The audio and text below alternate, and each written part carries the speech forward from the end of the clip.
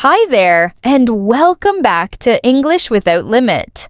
I'm Julia, and I'm so glad you're here with me today. Let me start by asking you something simple but important.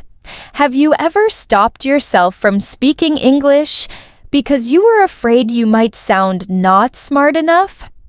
Maybe you hesitated before joining a conversation. Maybe you had something valuable to say, but you didn't say it.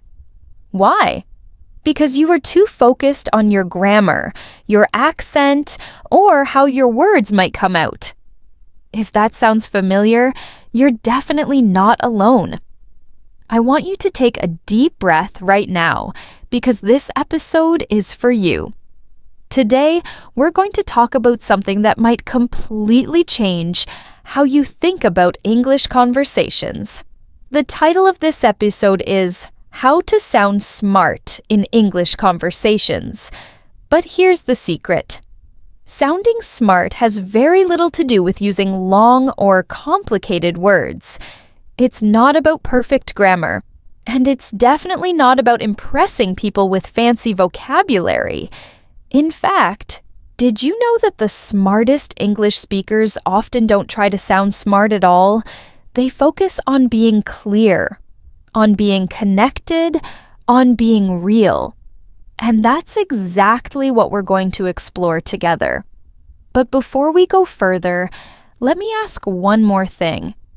If you want to speak English with more confidence, if you're tired of second-guessing your words, and you want to be part of conversations without fear or self-doubt, go ahead and like this episode and subscribe to English Without Limit. It lets me know this topic really matters to you, and more importantly, it helps us reach more people around the world on this same journey. People just like you. Now let's take this step together, one conversation at a time. I want you to remember something. English fluency is a journey, not a test. And you're already doing more than enough by showing up, listening, and practicing. Let's let go of the pressure to be perfect and start focusing on being present. Let me tell you a story. A few months ago, I met Elias, a university student from Oslo. He had just moved to Vancouver to study business. Elias told me that during his first few weeks, he stayed mostly quiet in group discussions. Not because he didn't know the answers, but because he didn't want to sound less intelligent in English. He was always trying to translate complex ideas from Norwegian into English, and by the time he had something prepared, the conversation had already moved on. He felt frustrated and invisible. But something changed for him when he stopped trying to translate perfectly and started using the simplest version of what he wanted to say. Instead of saying strategic financial reallocation, he just said, moving the money to better places. Instead of, this contradicts our previous projections, he said, this is not what we expected. Suddenly, people were listening to him. They understood him. And more importantly, they saw him. That's when Elias realized he didn't need to impress anyone with big words. He just needed to make his ideas clear. Let me tell you, this happens all the time. People all over the world are holding themselves back because they think sounding smart means sounding complicated. But in real conversations, simplicity is power. Think about it. When someone says, I don't agree with that, and here's why, that sounds confident, right? It's simple, it's clear, it's direct, and that's exactly what smart communication is. Now, I want to talk about mindset, because how we think affects how we speak. When you believe your ideas matter, you naturally start speaking with more clarity. It's not about using perfect English. It's about trusting that your thoughts are worth sharing, even if they come out in simple words. I once spoke to May, a nurse from Taipei who was living in Manchester. She was fluent in English, but always hesitated during meetings. She told me, "I feel like everyone else sounds more professional than me." But when I asked her what she usually said in meetings, her responses were focused, logical, and calm. She just didn't recognize her own clarity as intelligence. After a while, she stopped comparing herself and started speaking more. And guess what happened? Her team started asking for her input more often. She didn't change her English, she changed her mindset. And that's the shift I want for you too. You are already smarter than you think. You've already done the hard part.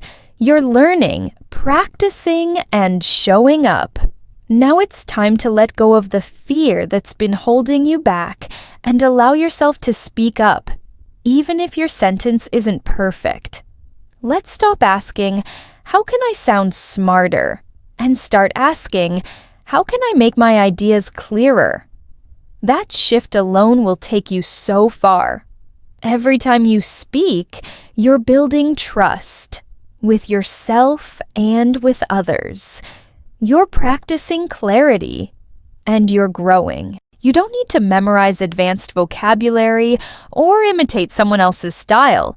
You just need to express yourself clearly and honestly.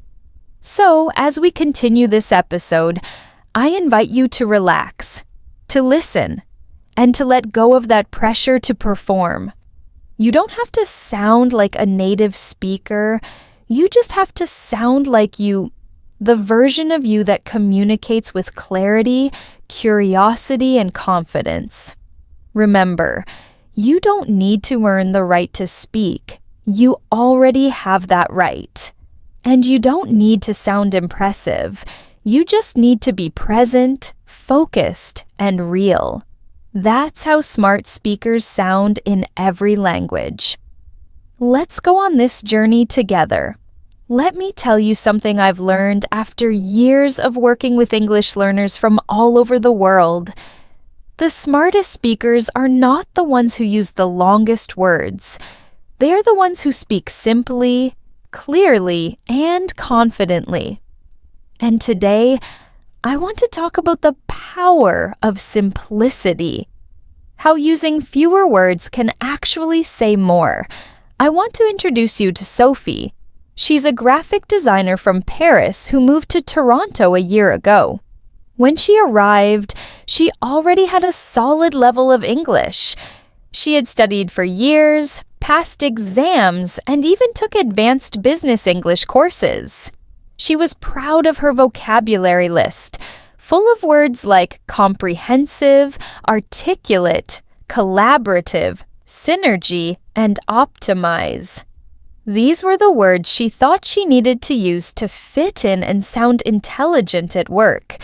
So, when she started her job at a design agency in downtown Toronto, she tried hard to use the vocabulary she had learned.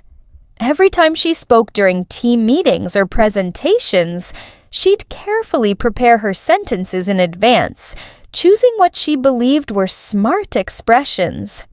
But something unexpected happened. People would sometimes look confused. Her sentences were long, full of complex structures, and she often paused trying to remember the exact word she had memorized. The result? She sounded less confident than she actually was. Her coworkers were polite, but she could tell her message wasn't landing the way she wanted. One day after a meeting, her colleague Ben, who grew up in Toronto, pulled her aside and said something simple but powerful. He told her, "You don't need to try so hard. Just say it the way you think it. No one here speaks like a textbook." That moment changed everything for Sophie. She started paying more attention to how native speakers communicated. She noticed that they often use simple, direct phrases like, "Let's fix that. That's not working."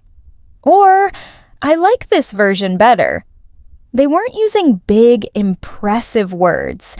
They were being clear, and that clarity made them sound confident and in control. Sophie realized that her goal shouldn't be to sound sophisticated. Her goal should be to make sure her message was heard and understood. So she started simplifying. Instead of saying, "I believe we should reconsider our current visual direction," she just said, "Let's try a different look." Instead of, "I am inclined to support your suggestion," she said, "That sounds good to me." And suddenly, her coworkers started listening more closely. Her voice became a natural part of the team conversation. Today, I want to talk about something really powerful. Short, clear sentences. They don't just help others understand you. They also help you feel more relaxed when you speak. When you're not trying to build long, perfect sentences in your mind, you free yourself from overthinking. You stop translating in your head. You start talking. Think about a conversation you had recently in English. Did you ever find yourself stuck, searching for a better word? Did you stay quiet because you didn't know how to say something in a smart way? I get it. That pressure to impress can feel heavy. But here's the truth. Sounding smart is not about using difficult words. It's about choosing words that work. When you speak simply, you make it easier for others to follow your ideas. And when people understand you easily, they see you as confident, even if your grammar isn't perfect. That's what fluency is. Not perfection, just flow, connection, presence. Let me give you an example. Imagine you're in a meeting and want to share your opinion. You could say, "From my perspective, it would be beneficial to consider an alternative strategy moving forward." Or you could say, "I think we should try something else." Which one feels more natural to you? Which one would you actually say in the moment? Most fluent speakers choose the second one because it's faster, clearer, and easier to say under pressure. Now, I'm not saying you should never use more advanced vocabulary. Of course, there are moments when it fits. But if a certain word or phrase slows you down, makes you nervous, or confuses the person you're speaking to, it's not helping you sound smart. It's doing the opposite. Think of your English as a tool. The best tools are the ones you can use easily. If a sentence is too complex to say comfortably, simplify it. If you're not sure how to express something perfectly, say it the way you'd explain it to a friend. Start from what you know. Start from what you can say right now. When I coach students on spoken English, one of the first exercises we do is rewrite long sentences into short ones. We practice saying the same idea in 5 words instead of 15. At first, it feels strange, but then it becomes freeing, because suddenly they realize they don't need to impress anyone. They just need to connect. So much of English fluency is about confidence. And confidence comes when you stop trying to sound like someone else and start sounding like yourself in English. That version of you doesn't need big words. That version of you needs a clear voice, a calm presence, and the courage to speak. So, next time you're about to speak English, whether it's in a meeting, classroom, coffee shop, or even talking to yourself, remember this: short is smart. Simple is smart. Clarity is power. Now, one big misconception is that to sound smart, you need complicated vocabulary. I hear this all the time. Students memorize lists of advanced words, trying to sound academic, thinking that's what makes them intelligent. But in real conversations, at work, with friends, in meetings, or interviews, What really makes someone sound smart is how they structure their ideas. Structure gives your words power. When your thoughts are organized, people listen. One of the easiest ways to create structure in spoken English is by using smart connectors. These are simple, everyday phrases native speakers use all the time. They're not fancy, and that's exactly why they work. They make your speech feel natural, smooth, and thoughtful. And the best part is, anyone can learn to use them. Let me show you how powerful this can be. Imagine someone says something in a conversation that you disagree with. You could stay quiet, or you could respond with something direct and clear. Instead of just saying no, you can say, "I see what you mean, but I think there's another way to look at it." That one sentence, simple, polite, structured, shows confidence, respect, and logical thinking. You've just used a smart connector. One of my favorite connectors is actually. It's a short word, but it does so much. You can use it to gently correct someone. Actually, I think the meeting is at 2, not 3. Or to introduce a different opinion. Actually, I had a different idea in mind. It softens what you're saying while letting you speak up. It gives you time to think, and it creates a smooth transition from one thought to another. Another great connector is, "That's a good point." When you say this, you acknowledge the other person's idea before adding your own. It builds connection and makes your response feel collaborative. You could say, "That's a good point, and maybe we can also try this approach." It's a small phrase, but it makes a big difference in how you're perceived. You're no longer just reacting, you're participating thoughtfully. Connectors are like bridges. They link one idea to the next and help your listener follow your thinking. Without them, your speech can feel jumpy or confusing. With them, even simple ideas sound organized. I once worked with a student named Amir from Istanbul. He worked in customer service in Dubai. He told me he often froze when talking to English-speaking clients, not because he didn't know what to say, but because he didn't know how to say it professionally. We focused on connectors. He practiced responses like, "I understand your concern. Let me explain what we can do." Or, "Thanks for your feedback. Here's how I'd suggest moving forward." These small changes helped him sound confident and calm, even in difficult situations. It wasn't about changing his vocabulary. It was about giving his ideas shape. Once he used these connectors, his calls went more smoothly. He felt more in control. There are many phrases you can start using right away, like, "First of all," "The thing is," "From my experience," "That makes sense," or even, "Let me think for a second." They're not academic. They're real. Used every day to guide conversations, show you're listening, or smoothly introduce your opinion. Here's something interesting. When you use connectors well, people often assume your English is more advanced than it actually is. Not because your vocabulary is difficult, but because your thoughts are clear. You sound prepared, even when you speak spontaneously. That's the kind of smart we want. Another student, Elena, was from Warsaw and worked as a project coordinator in Berlin. Her English was strong, but she often felt ignored in meetings. She'd share her opinion, but the room would move on quickly.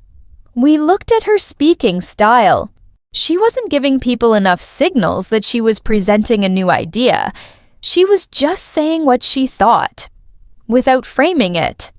So we practiced adding connectors like, "What I'm thinking is," "One possible solution might be," or simply pausing and saying, Let me add something here. Suddenly, people reacted differently. She wasn't saying anything new, but she said it in a way people could follow and respond to. It's not magic, it's just structure.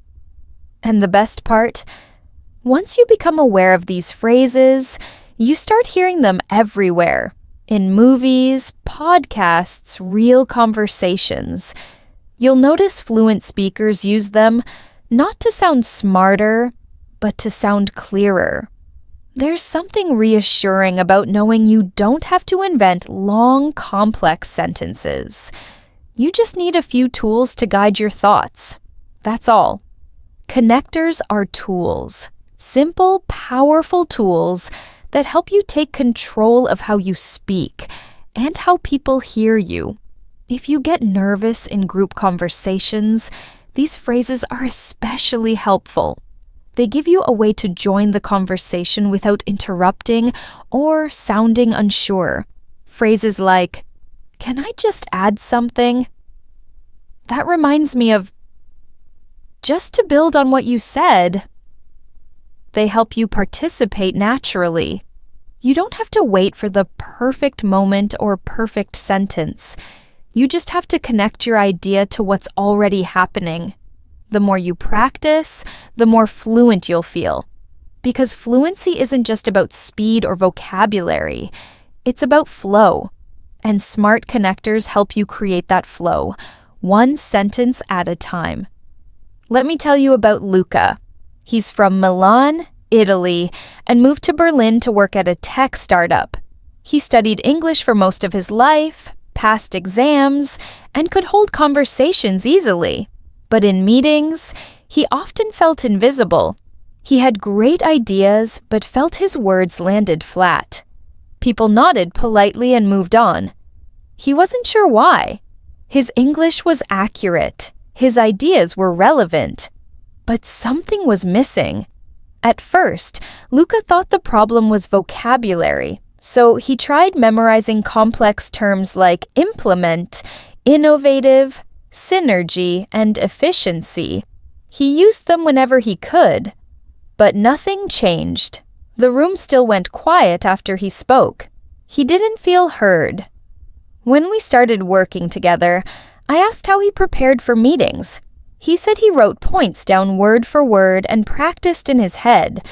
I asked if he used connectors like, "From my perspective, what I've noticed is..." "That reminds me of something." He said no. He avoided those phrases. He thought they sounded too casual. He wanted to sound professional. This is such a common misunderstanding.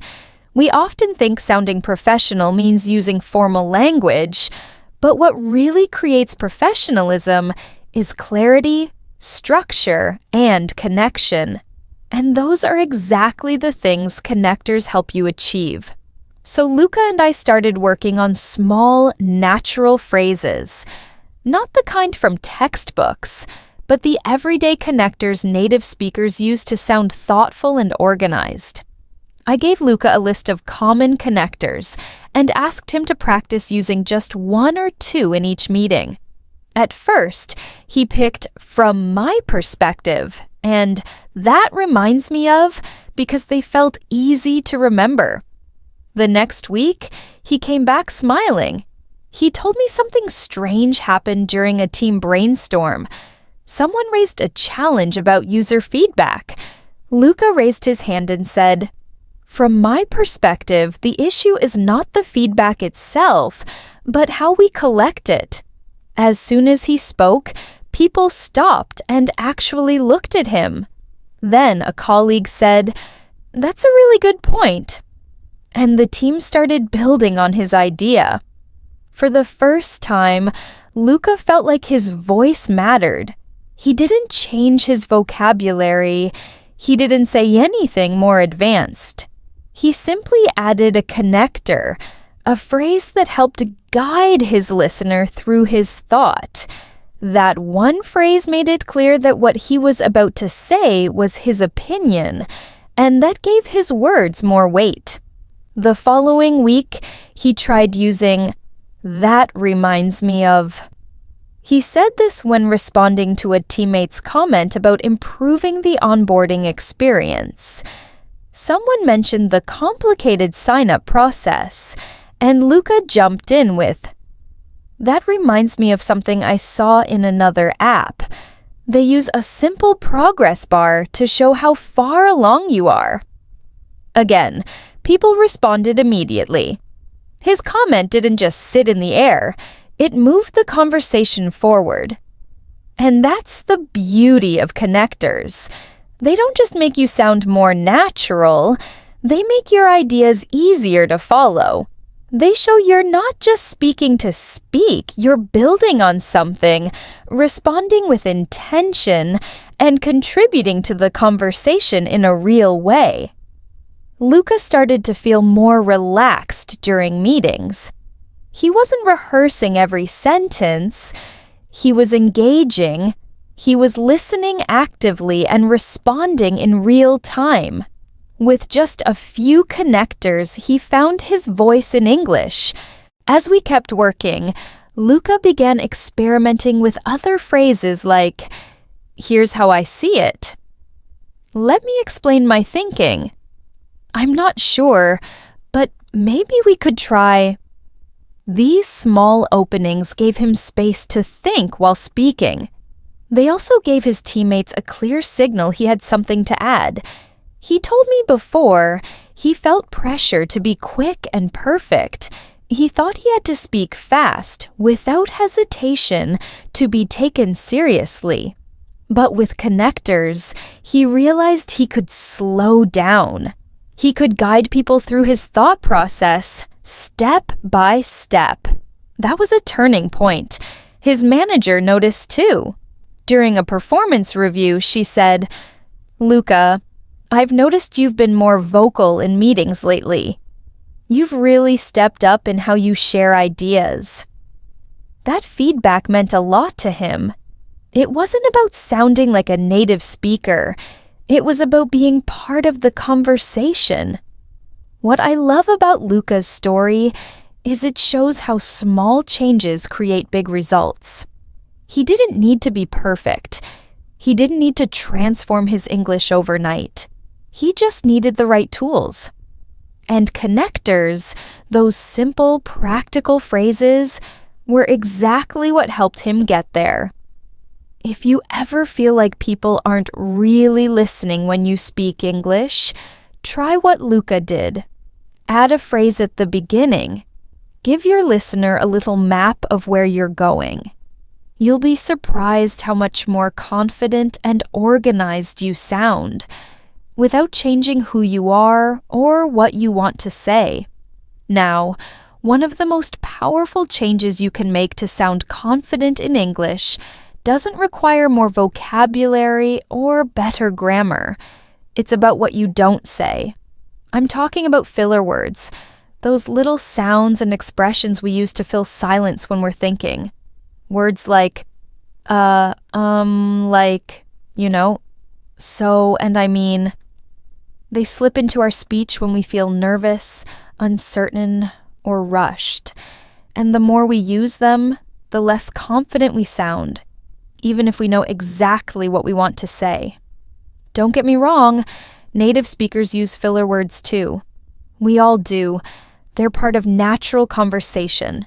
But the difference is in how often and how intentionally they appear. When every sentence is full of or like, the message becomes harder to follow. It starts to feel messy or unprepared. And in professional or formal situations, that can make people doubt your confidence, even if you know what you're talking about. Let me tell you about Aiko. She's from Osaka and works at a design agency in London. Aiko is talented and creative. Her written English is strong, but during presentations, she felt anxious. And that anxiety showed in her voice, mainly through filler words. She'd start with, today I want to talk about this new, concept. Even though her content was excellent, people focused more on how she spoke than what she said. She came to me frustrated, asking how to stop saying like so much, we didn't begin with grammar or pronunciation drills. Instead, we started with silence. I told her silence is not something to fear. In fact, it's a sign of control. When you pause instead of filling space with a sound, you're sending a message. I am thinking. I am choosing my words. I am in control. Confident speakers do this all the time. They don't rush. They don't fill every second with sound. They pause. And that pause gives their words more weight. I had Aiko practice short sentences, speaking slowly and deliberately. When she needed time to think, she stopped talking. She let the silence be there. At first, it felt uncomfortable, like she was doing something wrong. But after a few sessions, something changed. She started to enjoy the pause. It gave her time to breathe. And more importantly, it gave her power. In her next team meeting, she gave a presentation where she deliberately paused instead of using filler words. She started with, "Today I want to introduce a new design concept." Then she stopped, looked at her team, and then continued. "This idea came from feedback we received last month. No filler, no rushing, just calm, clear speech." Her manager told her afterward, "You sounded much more confident today. Great job." That small shift made a big impact. Today, I want to talk about a simple but powerful technique I call owning the pause. Instead of seeing silence as something to avoid, learn to use it as a tool. When someone asks you a question and you need a moment to think, try this. Pause. Take a breath. Then say your answer. Even just 2 seconds of silence can make you sound more thoughtful. Here's another tip I often share with my students. Record yourself. Record a short explanation or introduction, just 1 or 2 minutes. Then listen back and count how many filler words you hear. You might be surprised how often words like or like appear. The good news is, once you become aware of them, you can start to change the habit. Replacing filler words with silence, a pause, is ideal, but sometimes it helps to have a few simple phrases you can use instead. For example, instead of say, "Let me think about that." Instead of like, try, "For example." Instead of, say, "What I mean is." These aren't fancy words. They're clear, intentional phrases that help you stay on track. One reason we rely on filler words is that we feel pressure to speak fast. We think fluency means speed. But smart speakers aren't the fastest speakers. They're the most thoughtful.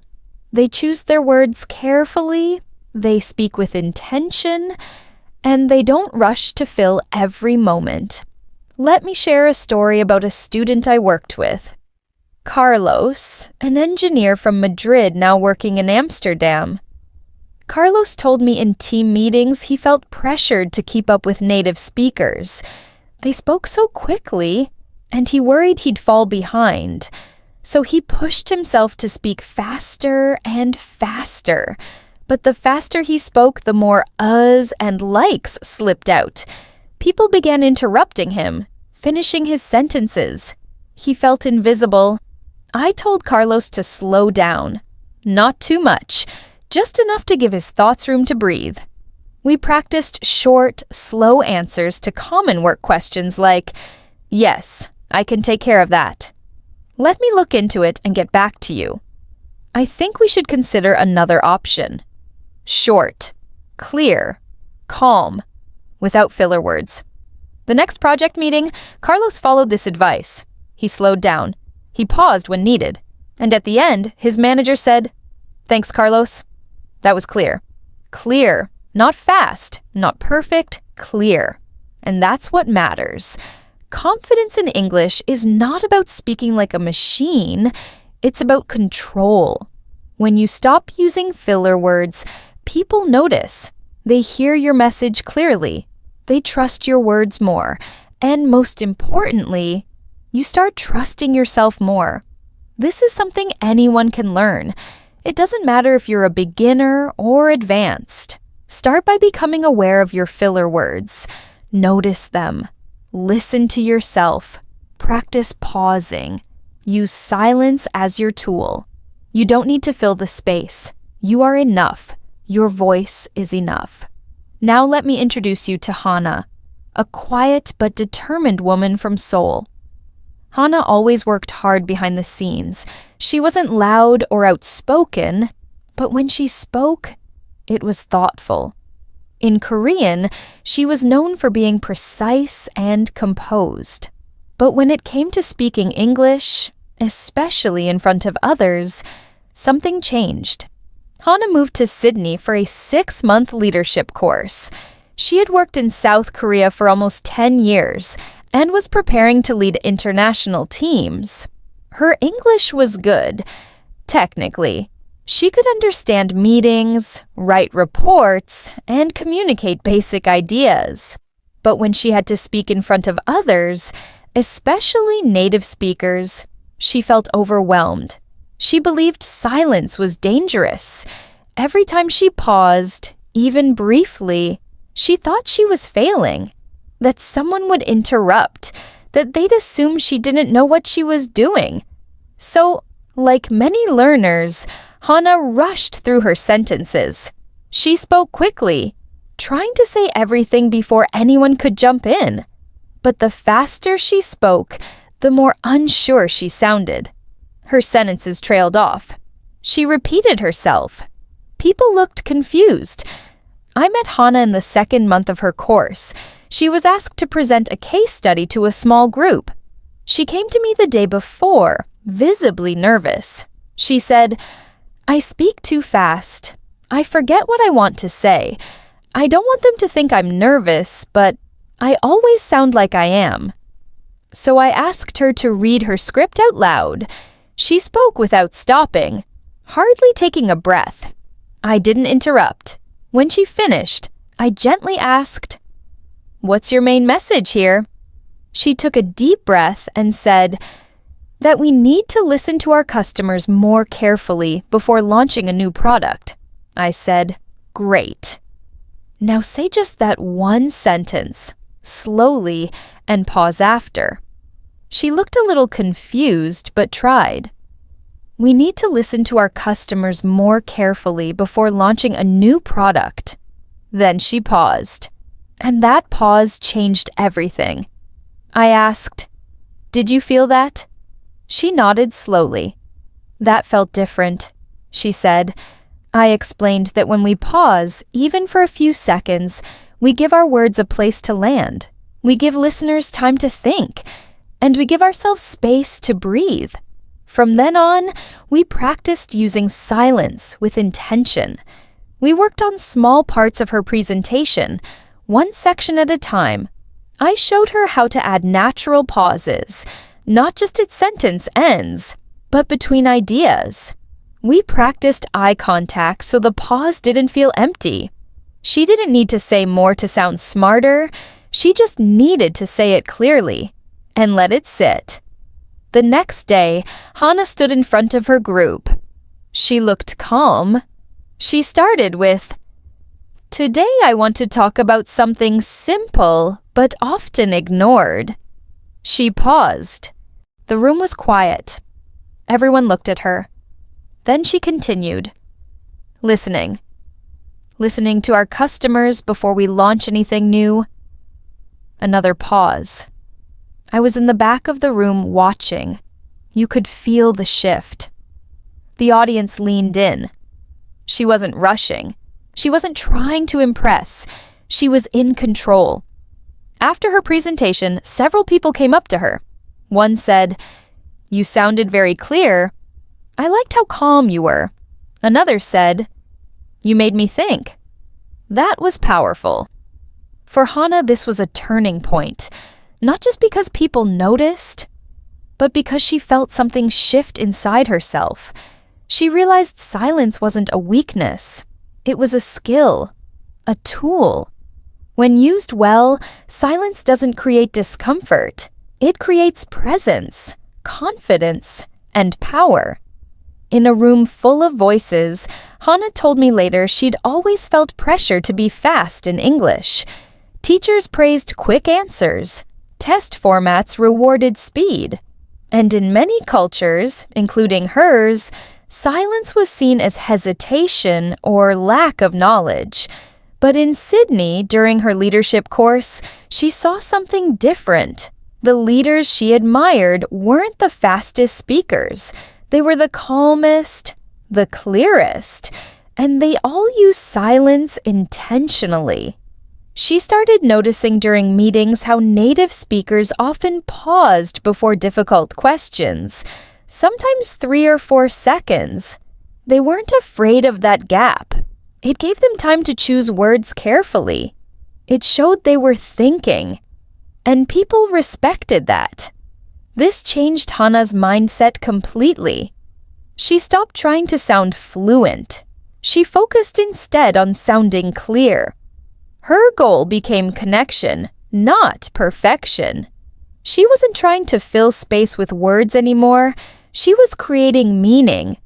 And to do that, she learned to trust silence. She began applying a new approach in team discussions. Instead of jumping in quickly, she'd wait for the right moment. And when she did speak, she'd say one clear point, then pause. Her colleagues noticed. They started asking for her opinion more often. She wasn't just the quiet observer anymore. She had become a quiet leader. I remember asking her one day, "What changed the most for you?" And she said something I'll never forget. "I used to be afraid that people would think I didn't know what to say. Now I know that silence is part of what I want to say." That's something I wish every English learner could understand. You don't need to fill every second with words. You don't need to speak quickly to be respected. In fact, when you pause, when you allow a moment of silence, you show strength. You show that you're comfortable with your thoughts, that you don't need to prove anything, that you own the space you're in. Hannah's journey is one of my favorite stories to share because it shows that fluency is not just about words, it's about presence. And sometimes the most powerful thing you can say is nothing at all. Now, let's talk about one of the most underrated skills in any conversation: listening. Not just hearing the words, but really listening. Active listening is one of the clearest signs of intelligence, and it's especially powerful in English conversations. So many English learners focus on what they're going to say, how to say it right, how to respond quickly, and they forget that sometimes saying less is what makes you sound smarter. When you truly listen, you create space for connection. You make the other person feel heard, and you show them that their words matter. In return, people begin to see you as someone thoughtful, someone who thinks before speaking, someone who understands more than they say. Let me walk you through what active listening looks like in practice, especially for English learners. First, it's about attention. You're not thinking about your response while the other person is talking. You're focusing on their message. That alone sets you apart. But there's more to it. You can show that you're listening in small, powerful ways, like repeating, rephrasing, or summarizing what the speaker just said. These are simple moves, but they instantly elevate the quality of your interaction. Imagine someone says, "I've been having trouble getting my team to meet deadlines lately." You could respond with, "So you're saying it's been hard to manage their time?" That's repeating and rephrasing. Or you could say, "It sounds like the delays are really frustrating you." That's summarizing and showing empathy. These short responses show you're not just waiting to talk. You're paying attention. I worked with a student named Don from Rotterdam who worked for an international logistics company in Singapore. He didn't want to say something wrong or be misunderstood, so he stayed quiet most of the time.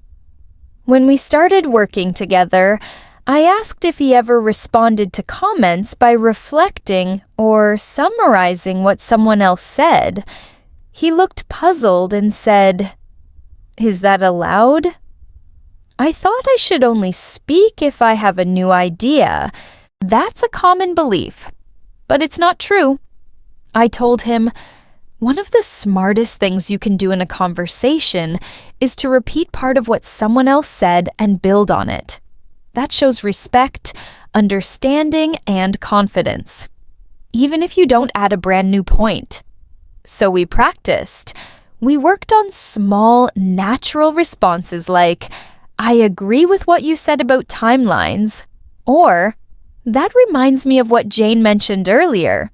These were short, simple phrases, but they gave Don a new way to participate. He tried it in his next meeting. When someone finished a presentation, he said, "I liked your point about reducing warehouse costs. I think that could really work in our team too." For the first time, his manager smiled and said, "Thanks, Don. That's a great point." He hadn't shared a long, complex idea. He had simply reflected something useful, and that made him part of the conversation. This kind of listening shows you're engaged. It shows that you process what's being said, and when you do speak, your words have more impact because they're rooted in what the other person just shared. It's not just about your English. It's about how you make the other person feel. Next, you're focused on building the conversation together. This is one of those skills that grows with awareness. Once you start practicing active listening, you begin to notice how people respond to you. You'll see more eye contact, more appreciation, more invitations to speak. And you'll feel more confident knowing that you don't have to talk a lot to make a strong impression. Sometimes saying less with intention says more. Let me tell you a story about Thomas. He's from Buenos Aires, Argentina, and a few years ago he moved to Madrid to work in IT support for a large international company. His job was mostly behind the scenes, troubleshooting systems, answering help desk tickets, solving technical issues. But eventually, his role required more direct communication. He needed to explain problems to clients, speak with colleagues across departments, and join meetings more often. At first, Thomas felt at a disadvantage. He told me, "I'm not a natural speaker. I don't have strong opinions. I prefer to just do my job." He assumed that meant he would never be a great communicator in English. He didn't see himself as someone who could lead a discussion or speak confidently in front of a group. English wasn't his native language, and he didn't feel quick enough with his words. So he spoke less and listened more. But instead of seeing this as a strength, he thought it was a weakness. That mindset began to shift during one of our sessions. I asked Thomas how he usually responded during meetings when someone shared an idea. He said, "I just nod or say okay. I don't know what else to say." I introduced him to a few simple active listening phrases that could help him participate without needing to give long opinions. We practiced lines like, "So what you're saying is," "It sounds like you're suggesting," or "Let me see if I understand you right." At first, Thomas wasn't convinced. He said, "Isn't that too simple? Won't people think I'm just repeating them?" But we talked about the real purpose of those phrases. They aren't about repeating. They're about showing attention and building connection. When you reflect someone's words back to them, you make them feel heard. You confirm understanding. And that's one of the most powerful things you can do in a conversation. So Thomas started experimenting.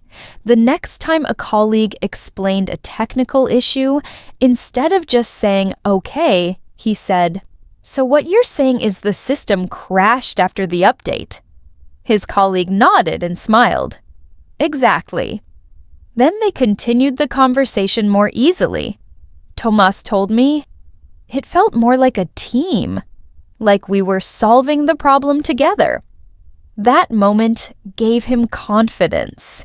He realized he didn't have to say something new or original to add value.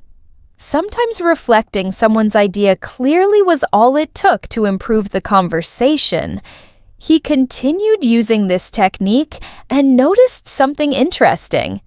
People came to him more often, not just with problems, but with questions and ideas. They trusted him, not because he talked a lot, but because they felt he really listened. Weeks later, Thomas became more comfortable in meetings. He started using other active listening tools too. For example, if someone proposed a solution he didn't fully understand, instead of pretending, he'd say, "Just to clarify, do you mean we'll run the test before Friday?" That small question showed attention and helped prevent confusion. And when someone shared a successful result, he would say, "That's a great result. It makes sense now that I think about what you said earlier." Simple phrases, but always thoughtful, always connected to what was said before. Eventually, his manager noticed. During a team meeting, she said, "I really appreciate how Thomas always brings clarity to our conversations. He helps us make sure everyone is on the same page." That recognition was huge for Thomas.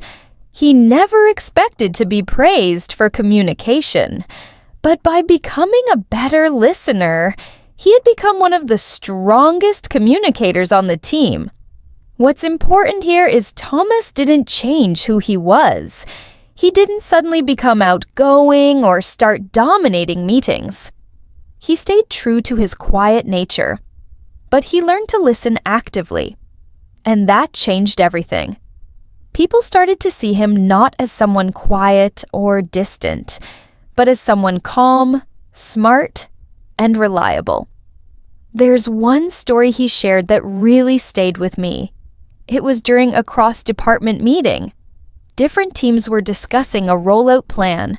The conversation got a bit messy.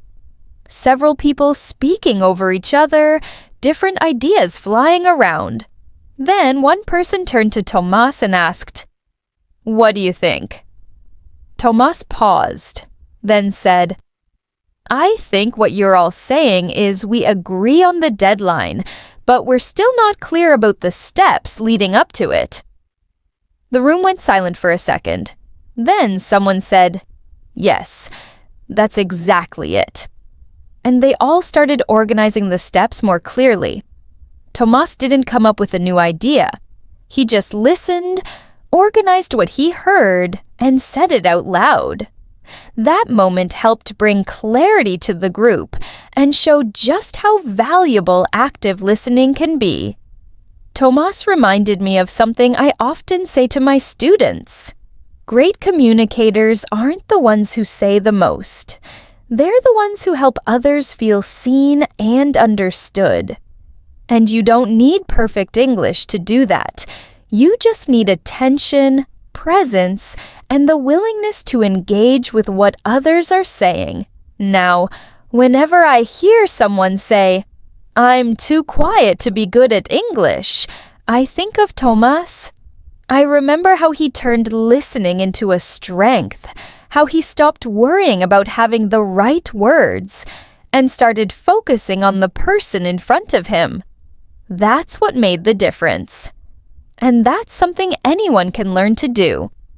One of the most common questions I hear from English learners is this: how can I sound smarter when I speak? And I understand the pressure. In a professional setting, during an interview, or even in a casual conversation, we often want to impress. Many think to sound intelligent, you need big words, academic words, long words, complex words from textbooks or articles. But here's the truth. Sounding smart isn't about fancy vocabulary. It's about choosing the right word, the one that fits naturally, the one that's clear and direct. In fact, using complicated vocabulary at the wrong moment often has the opposite effect. It can make your message confusing, awkward, or even artificial. When we try too hard to sound impressive, we sometimes lose the power of connection. The person listening might get lost or feel we're not sincere. And that's not what smart communication is about. I want to show you how everyday vocabulary, when used correctly, can sound more intelligent than complex phrases that feel forced or rehearsed. I've seen this many times in coaching sessions, meetings, and presentations. The people who speak clearly, using words that everyone understands, are the ones who earn the most respect. Let me tell you about Noor, one of my clients. She's a marketing analyst from Dubai who now lives in Manchester. Noor is fluent in English and loves reading business books and articles. She wanted to sound more professional in meetings, so she started using very formal phrases. Instead of saying, "I think this idea might work," she'd say, "This proposal demonstrates promising potential for execution." Or instead of, "Let's talk more about it," she'd say, "Let us engage in further discourse." Technically, those phrases aren't wrong. But in a casual team meeting, they felt out of place. People were polite, but seemed confused, even a little distant. Noor came to me frustrated. She asked, "Why does it feel like I'm doing everything right, but no one connects with what I say?" Here's the key. The best communicators don't try to sound smart. They try to be understood. We began practicing ways to say the same things, but using vocabulary that was more natural, more conversational. We focused on words people actually use in real life, not words that sound like they belong in legal documents or university theses. And immediately, things improved. Here's an example. Instead of utilize, we practiced saying use. Instead of commence, we said start. Instead of contemplate, we said think about. These aren't baby words. They're powerful because they're clear. When you speak clearly, people trust you more. They don't have to guess what you mean. They follow you. They listen. The truth is, every language has two layers, the technical layer and the natural one. As a learner, it's easy to fall into the trap of collecting technical words because they often appear in exams or formal documents. But in real conversation, especially in English, clarity is what builds respect. One exercise I love with students is rewriting formal phrases into everyday English. For example, take this sentence. In light of recent developments, it has become imperative to revisit our strategic framework. Now, let's make that clearer. Because of what's happened, we need to look at our plan again. The second version is shorter, simpler, and far more natural. Yet it still communicates the same idea. Another thing to remember, people won't think you're smarter just because you use complicated vocabulary. In fact, research shows speakers who use clear language are often rated as more intelligent and competent than those who use long, difficult words. Why? Because they make ideas easy to understand. They remove the distance between speaker and listener. I had a student, Jonas from Stockholm, who gave a presentation in front of his company's leadership team in Dublin. He had written a script using words like ascertain, endeavor, and subsequently. It sounded polished, but not very real. We rewrote the whole presentation together using everyday English. So instead of saying, we must endeavor to ascertain client satisfaction, he simply said, we need to find out if our clients are happy. The feedback was amazing. His manager said, you made complex ideas sound easy. That's a real skill. I want you to understand, sounding smart doesn't mean showing off your vocabulary. It means making others feel smart because they understand you. That's the kind of speaker people remember. That's the kind of communicator people want to work with. Now, I'm not saying advanced words are bad. Of course not. They have their place. If you're writing a research paper or giving a formal speech, more academic language might be appropriate. But for most daily interactions, in meetings, emails, interviews, and casual conversations, simple, accurate language is your best friend. A useful habit is to always ask yourself, is there a simpler way to say this? If the simpler version is just as clear, or even clearer, use it. It will help you feel more confident, and it will help others stay engaged with your message. This is especially important if English is your second or third language. You don't need to compete with native speakers by using impressive words. You need to focus on expressing your ideas in a way that feels real and honest. That's what people respect. I encourage my students to build a vocabulary that works for real life, not for tests or showing off. Learn the words people actually say when they talk about their day, their work, their plans. Practice those words in context. Use them with confidence, because when your vocabulary matches how people really speak, your conversations become more fluid, meaningful, and successful. You already have great ideas. What you need is the confidence to express them clearly. And that starts with trusting simple words. They may not be fancy, but they are strong. They carry meaning. They help you connect. And in the end, connection is what makes communication truly intelligent. I want to share some simple but powerful examples of questions you can use in almost any situation. Instead of asking, "Are you from here?" Try, "What brought you here?" Or instead of, "Do you like your job?" Ask, "How did you get into that line of work?" And instead of, "Is your city nice?" Say, "What do you enjoy most about your city?" These are small shifts, but they show you're really listening. They make you sound more engaged and more thoughtful. A great follow-up question can go even further. If someone says, "I'm studying architecture," instead of just saying, "That's cool," try asking, "What kind of buildings do you like designing?" Or, "Why did you choose that field?" That shows you're not just reacting, you're exploring. You're building something together. And that's what smart conversation is all about. I remember a student named Lena from Munich. She told me she never knew what to say in group settings.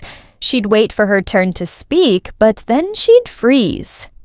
We worked on asking follow-up questions, and everything changed. She told me about a team lunch where someone mentioned they'd recently started running. Instead of staying silent, she asked, "Oh, what motivated you to start running?" That one question led to a whole discussion. Later, someone said to her, "You always ask the most interesting questions," and all she did was listen and respond with curiosity. Another great tool is using curious expressions to keep the flow going. Phrases like, That's interesting. Can you tell me more? Or, really? How did that happen? Or, what was that like for you? These keep people engaged. They also give you time to think, while showing you're present. You don't have to plan your next sentence in advance. You just follow the other person's energy. There's a kind of confidence that grows when you realize you don't need all the answers. You just need to care. And when you lead with a question, you take the pressure off yourself. You're not performing, you're exploring. And that makes speaking English feel less like a test and more like a shared experience. Of course, the best questions come from genuine interest. You don't have to force it. Just be curious. People love to talk about their stories, their hobbies, their cities, their routines. And the moment you show interest, you become someone they enjoy talking to, someone they remember. One exercise I often give students is to write down 5 open-ended questions they can use in everyday conversations. These don't have to be deep or complicated. Something like, what do you usually do after work? Or, what kind of music helps you relax? Or, how do you like to spend your weekends? Questions like these keep things flowing, and they help you practice listening and responding in real time. Sometimes students ask me, but what if I ask a question and the person doesn't answer much? That's okay. Not every question leads to a long conversation. But the fact that you asked with intention still shows who you are. And often, even a short answer gives you something to build on. If someone says, I like photography, you can ask, what kind of photos do you take? Or, how did you get started? Each answer is a chance to go a little deeper. I've also seen that people who ask good questions are seen as more confident, even if they don't speak a lot. That's because asking a question takes initiative. It means you're not waiting for someone else to control the conversation. You're taking part. You're guiding the flow. And when you do that, you're not just practicing English. You're becoming the kind of person people want to talk to. This is something anyone can learn, no matter your level of English. Whether you're a beginner or advanced, asking good questions builds confidence and creates connection. It shifts the focus away from saying something perfect and towards simply being curious. And the more you practice, the more natural it becomes. So, next time you're unsure what to say, try asking a question. Let curiosity lead the way. It's one of the smartest moves you can make in any conversation. I want to share a story about Elias, who moved to Dublin from Athens. At first, everything felt fast. The people, the buses, the conversations. He studied English since school, passed exams, wrote essays. But something was missing: the ability to connect. In group conversations, that gap felt even wider. He told me, native speakers talk so naturally. I don't know how to get in. It wasn't that he had nothing to say. He just didn't know when to say it. Everyone seemed to be laughing at inside jokes, using idioms he'd never heard before. He felt like an outsider looking in. But Elias had a strength he didn't know about: his natural curiosity. He noticed small things. He liked to understand people's stories. That part of his personality was about to help him turn everything around. It started at a work lunch. He was sitting at the edge of the table, listening to colleagues talk about a hiking trip. Normally, he would have stayed quiet, nodded along, smiled. But that day, he did something different. He leaned forward and asked, "What was that hike like for you?" The room went quiet for a moment. Not bad, but in a way that meant people noticed. Then the person smiled and said, "Actually, it was harder than I expected, but the view at the top was amazing." Elias didn't try to follow up with a big story of his own. Instead, he asked, "How did you get into hiking?" Another colleague joined in. And just like that, the conversation shifted. It wasn't a fast back and forth of jokes and phrases he didn't understand anymore. It was something real, something human, something he could be part of. He came to our next session and said, "I think I asked the right question." And I smiled, because that's exactly what he had done. That simple question created space for others to reflect, to share, and to include him naturally. From that day on, Elias started experimenting. At work, at social events, even at the gym. He used his curiosity to invite people in. If someone mentioned a book, he asked, "What did you like about it?" If someone said they were visiting family, he asked, "Where's home for you?" These weren't complicated questions. They weren't long or rehearsed. They were just real. And people responded. He noticed people opened up more when he asked, "How did that feel?" Or, "What surprised you about that?" These questions made people stop and think. They invited reflection. They showed Elias wasn't just filling silence. He was genuinely interested. One day, his coworker Emma pulled him aside after a meeting and said, "I really like how you ask questions. You make people feel comfortable." Elias told me later that it was one of the most meaningful compliments he'd ever received in English. Not because it was about grammar or fluency, but because it was about connection. What made Elias successful wasn't vocabulary size or quick answers. It was the way he listened and the way he asked. He learned that leading a conversation doesn't always mean speaking the most. Sometimes it means guiding it with questions that matter. Because of that, people started looking to him, not just as a participant, but as someone who brings others into the conversation. He became known for remembering small details people shared. Someone might mention training for a marathon, and 2 weeks later, Elias would ask, "How's your training going?" That attention, that memory, made people feel seen. And that's what true connection is all about. In time, Elias felt comfortable in places that once made him nervous. Office parties, birthday dinners, casual after-work drinks. He wasn't trying to impress. He wasn't worried about difficult words or sounding native. He was just himself, curious, present, thoughtful. And because of that, he built real friendships. I want to tell you about a moment that really stood out for Elias. He was at a colleague's farewell dinner. A new person joined the group.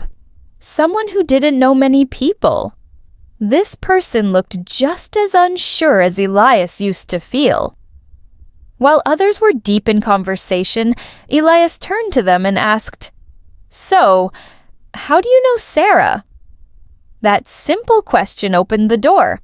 They started talking. 10 minutes later, they were laughing, and Elias realized something important. He had become the kind of person who could bring others in, just like he once wished someone would do for him. That's the power of asking good questions. They don't have to be deep or complicated. They just need to be sincere. And when you ask with curiosity, people remember how you made them feel. Elias showed me something I now share with all my students. Your voice doesn't need to be loud to lead. Sometimes the quietest person in the room becomes the most memorable. Not because of what they say, but because of what they help others say. If you've ever felt lost in a group conversation, like you're waiting for the perfect moment to jump in, remember Elias. You don't need to wait. You don't need to prepare a big story. You just need one simple, curious question. And from there, everything can change. Now, when people ask me how to sound smart in English, they usually expect an answer about vocabulary or grammar. But one of the most powerful tools you can develop has nothing to do with words. It's your tone. It's your voice. It's the way you say what you say. Your tone communicates more than meaning. It shows confidence, curiosity, calmness, and care. And mastering your tone can make all the difference. I've worked with learners who speak perfect grammar but still sound unsure. And I've seen others who make mistakes but sound confident, clear, and trustworthy. The difference is in their delivery. It's in their tone, their pauses, their energy. When you speak English with intention, not just repeating words, but really delivering a message, people listen. Let's break this down because it's something everyone can improve. First, intonation. That's the natural rise and fall in your voice when you speak. Intonation shows emotion.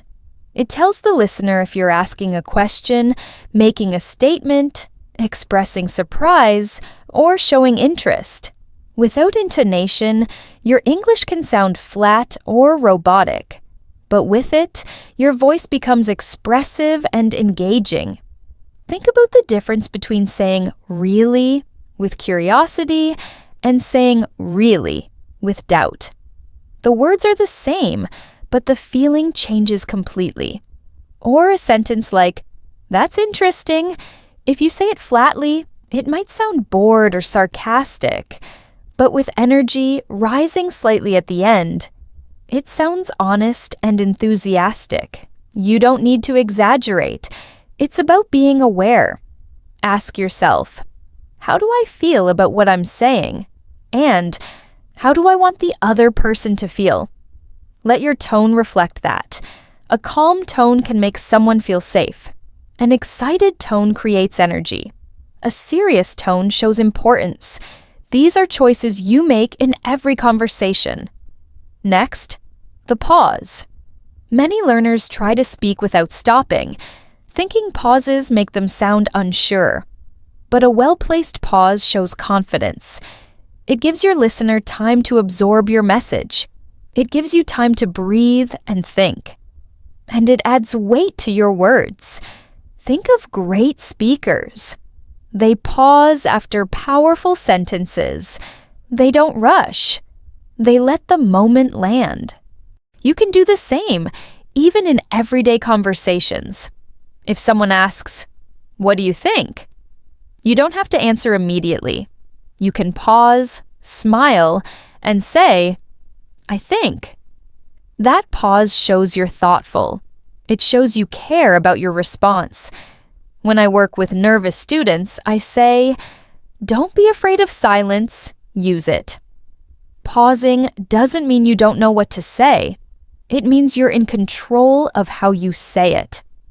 Another key skill is calmness. This is one of the most underrated communication skills. When you speak calmly, you help others feel calm. You show emotional control. You create a space where people feel comfortable. That's powerful, especially in professional settings, difficult talks, or stressful moments. Sometimes we think we must speak fast to show fluency, but fluency isn't speed. It's flow. It's comfort. It's the ability to express ideas clearly and keep going. A slow, steady, calm tone often sounds more intelligent than a fast, pressured one. I worked with a student named Ko from Tokyo. She had excellent English but got anxious speaking with clients. Her voice would speed up and she'd lose breath. We worked on slowing down, breathing between sentences, and lowering her tone a little. The result? Amazing. She didn't change her words. She changed how she delivered them. Her client told her, "You explain things so clearly." That clarity came from calmness. Another student, Kareem from Cairo, told me he felt people didn't take him seriously when he spoke. But when we listened to a recording of his voice, he realized his tone was very soft and uncertain, even when saying smart things. We practiced adding weight, speaking with more intention and pause. Suddenly, his voice had presence. People responded differently, not because his English changed, but because his tone did. Tone also shows emotion, and this doesn't mean drama. It means being human. If you tell a story that made you laugh, let your voice reflect that. If you talk about a challenge, let your voice soften. Emotion makes your words feel real. It helps people connect. And when people feel connected, they see you as smart, not just intellectually, but emotionally too. A great way to practice is by recording yourself. Read a short paragraph aloud and record it. Then listen back. How does your voice sound? Is it too flat? Too fast? Are there places to pause? Can you add warmth? This kind of feedback is one of the fastest ways to improve.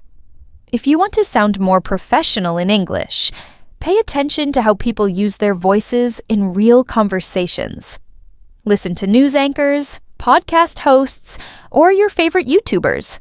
Notice their tone, their pauses, their emotion. You don't have to copy exactly, but you can learn from their rhythm, control, and presence. Speaking smartly isn't just facts and logic, it's how you present them. Your voice carries your message. Your tone gives it life. Your calm, clear delivery helps people follow you, trust you, and remember what you say. So, if you've ever felt like people don't listen, or your message gets lost, maybe it's not your words. Maybe it's your delivery. And here's the good news. You can shape that. You can practice it. You can make it one of your strongest tools. From that day on, she made it her personal project to improve how she spoke. She started simple, practicing short sentences out loud every morning before work. Sentences like, "I believe this idea could help us reach more clients," or, "What if we tested this on a small scale first?"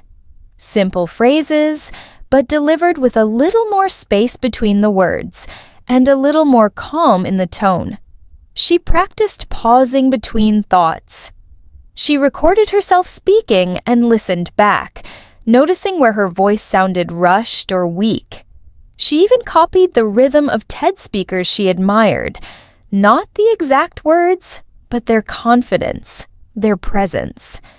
Alongside that, she began practicing one small act of courage every day. In one meeting, she asked a follow-up question. In another, she shared an observation about a campaign. She didn't try to take over, she just made sure her voice entered the room. Her first attempts weren't perfect. Her voice trembled a bit, her face felt warm, but no one laughed. In fact, people listened. One week, she finally shared one of her ideas during a strategy meeting.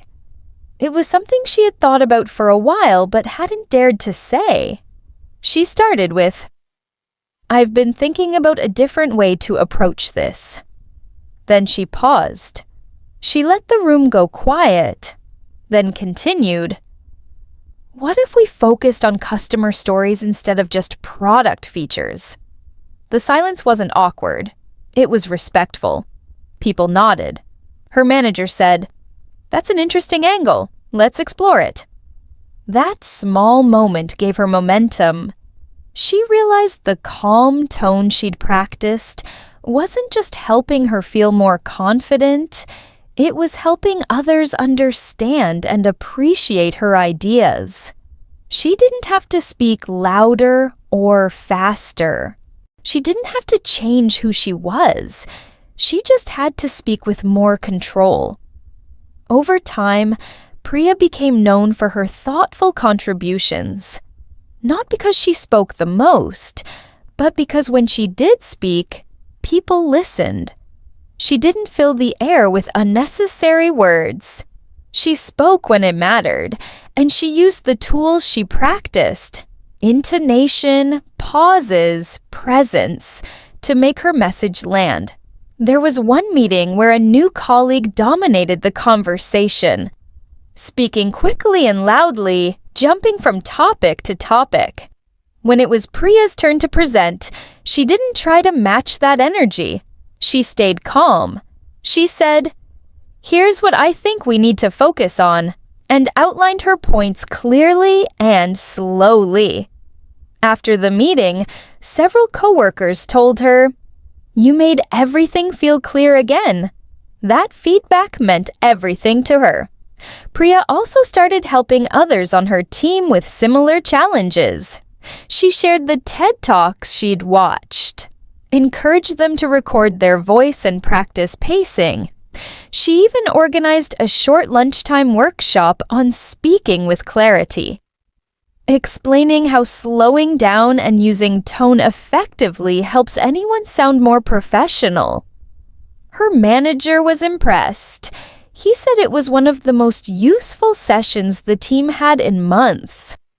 Priya's story is one I come back to often when I work with learners who feel invisible in professional settings, because she didn't become someone else.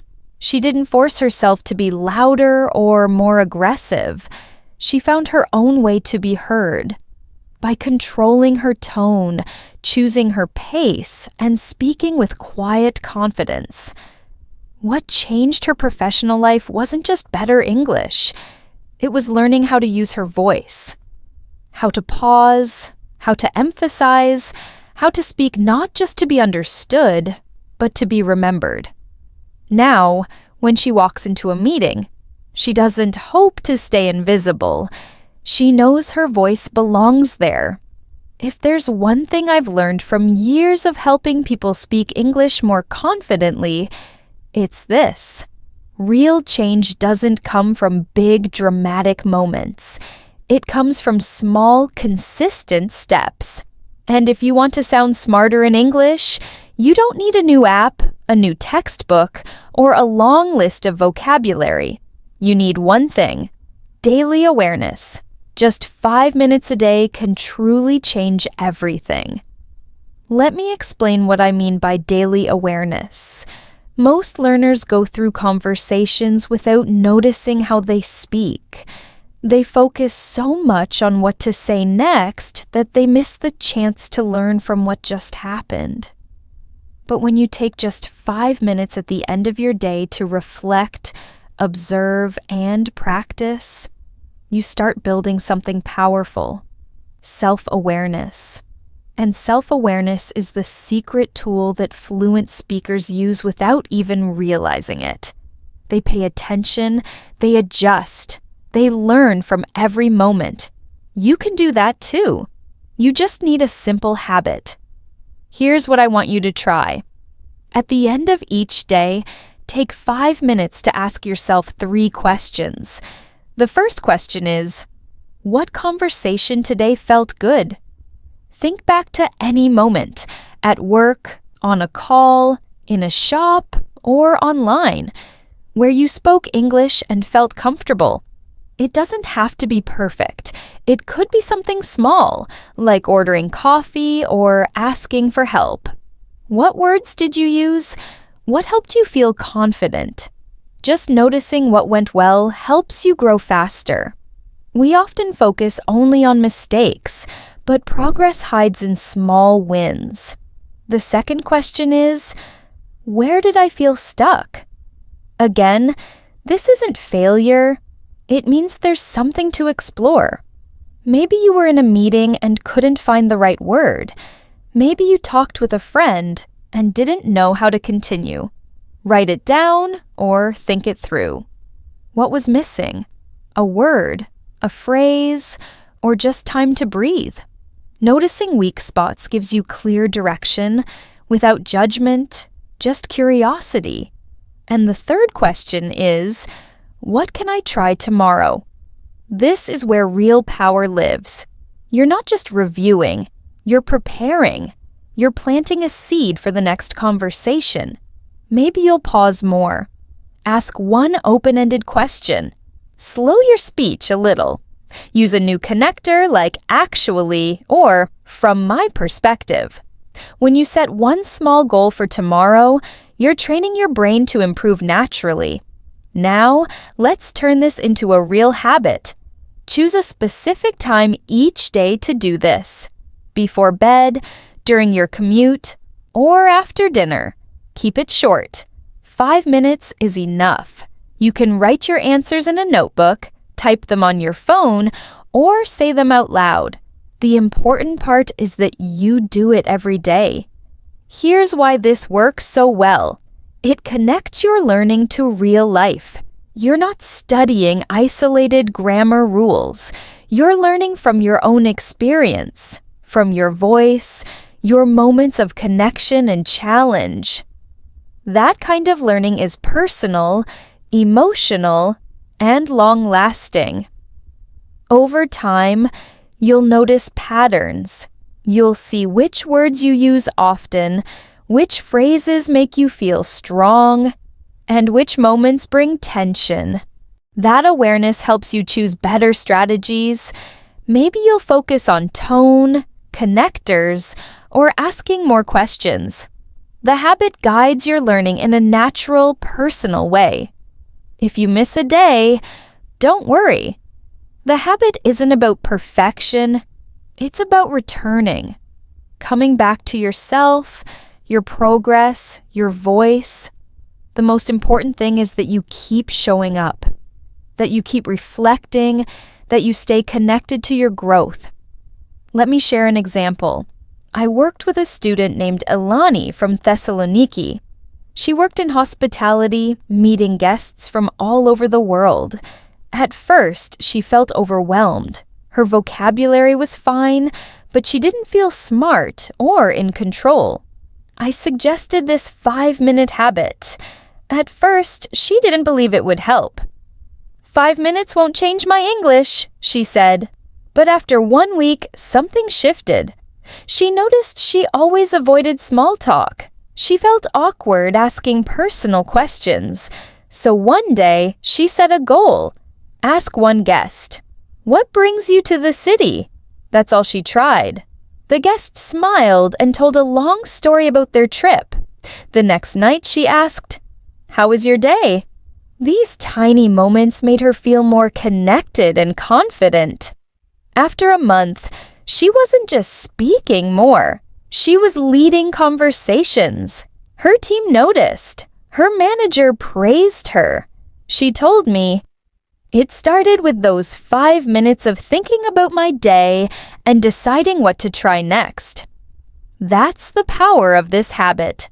This is something you can start today, right now. You don't need perfect grammar, expensive tools, or advanced lessons. All you need is curiosity and 5 minutes. Ask yourself these 3 questions. What felt good today? Where did I feel stuck? What can I try tomorrow? This simple reflection turns your everyday moments into your classroom. It makes your English learning personal. And over time, it transforms how you speak, listen, and feel in every conversation. You don't need to wait for confidence. You can build it. One small moment, one new habit, one clear intention at a time. Your voice gets stronger each day you use it with purpose. And the smartest thing you can do is keep showing up. Thanks for listening to English Without Limit. I'm Julia. See you next time.